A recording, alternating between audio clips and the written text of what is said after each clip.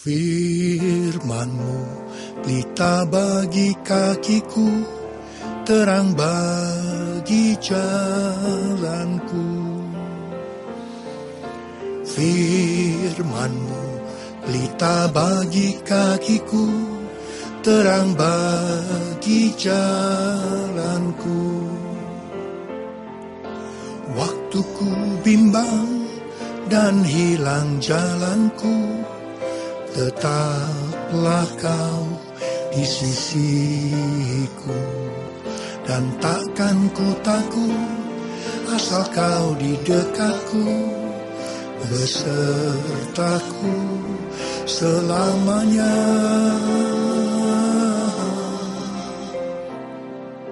Firman-Mu pelita bagi kakiku, terang bagi jalanku,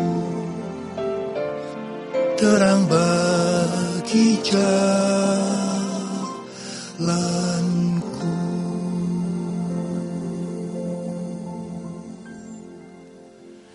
Shalom saudara dikasih Tuhan. Di awal Februari ini saya diingatkan dari Mazmur 32 ayat 8. Di situ dikatakan demikian, bahwa mata Tuhan itu tertuju kepada kita, anak-anaknya. Dia mau mengajar, menasehati, menunjukkan kepada kita jalan yang harus ditempuh.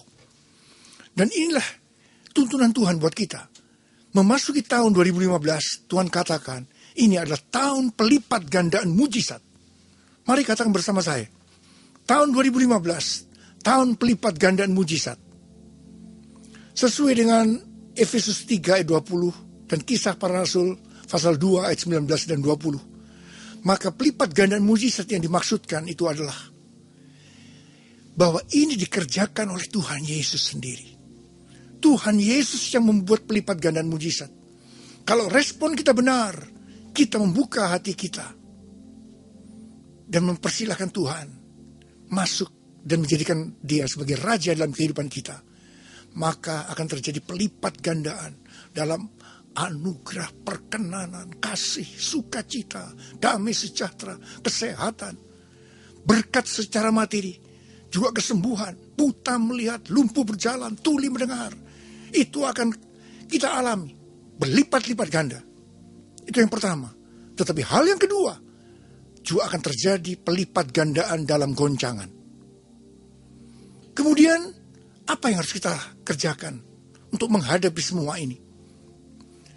Tuntunan Tuhan sesuai dengan kita sedang memasuki tahun Ain He menurut kalender orang Yahudi, yang berarti ini adalah tahun double Sabat. Maka ada dua hal yang harus kita kerjakan. Yang pertama, kita harus beristirahat dalam hadirat Tuhan. Dan yang kedua, kita berharap hanya kepada Tuhan Yesus. Yang pertama, tadi kita berbicara tentang beristirahat dalam hadirat Tuhan. Itu artinya kita masuk dalam masa perhentian. Banyak berdoa, memuji dan menyembah Tuhan. Membaca firman Tuhan. Dan Tuhan katakan, kita pada saat-saat ini harus mencari, memikirkan perkara-perkara yang di atas. Bukan yang di bumi. Tuhan berkata bahwa kita diminta untuk menyiapkan bagi Tuhan suatu umat yang layak baginya. Berjaga-jagalah kata Tuhan, sebab aku akan datang pada saat yang tidak kamu duga. Dan Tuhan juga berkata bahwa hari-hari ini kita sudah memasuki tahun penuaian jiwa besar-besaran. Dan akan ada dua hal yang akan terjadi. Yang pertama itu adalah goncangan-goncangan, dan kedua adalah peperangan rohani.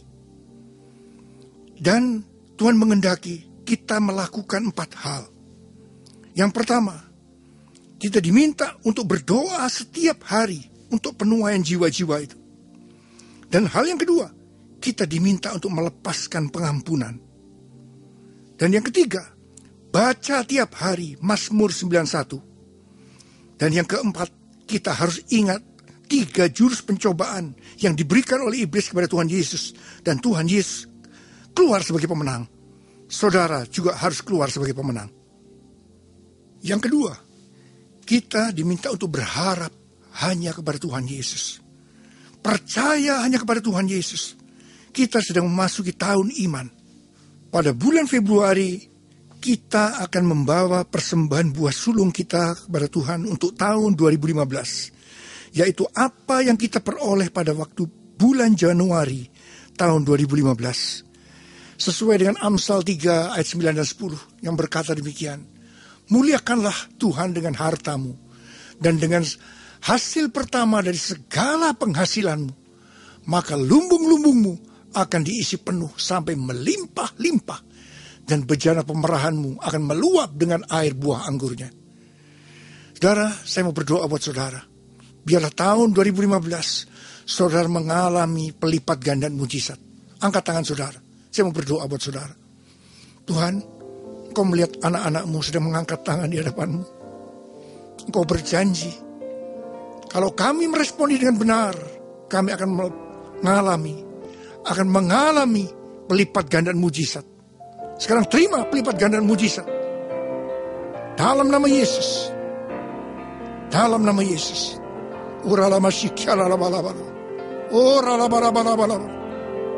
Amin.